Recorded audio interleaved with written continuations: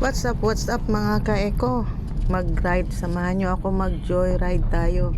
Going to Baler, Aurora. Mamaya, tapos mag-transfer tayo ng motor after ng mag-pasyal tayo. Okay na, go, tara.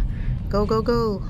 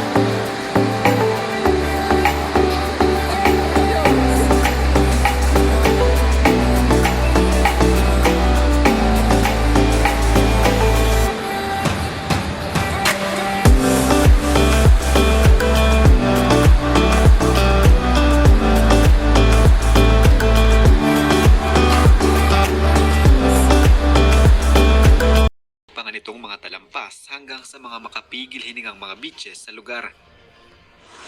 Matatagpuan ito sa pinakahilagang bahagi ng Pilipinas na kung saan ito din ang pinakamaliit na probinsya sa bansa pagdating sa land area at sa populasyon. Gagastos ka ng hindi bababa sa 18,000 piso para sa round trip sa paraiso ng Batanes kung walang mga airline promos. Kung tatanungin ng mga taong nakarating na sa Batanes ay sasabihin nilang lahat na sulit ang kada sentimong gagastusin mo sa lugar. Mula sa tanawin, pagkain, hanggang sa mga tao. Para sa mga katulad ko na kating-kati ng mapuntahan ng Batanes, mas maigi ng malaman ng mga dapat mong malaman sa lugar na ito. Kaya naman para sa video natin ngayon,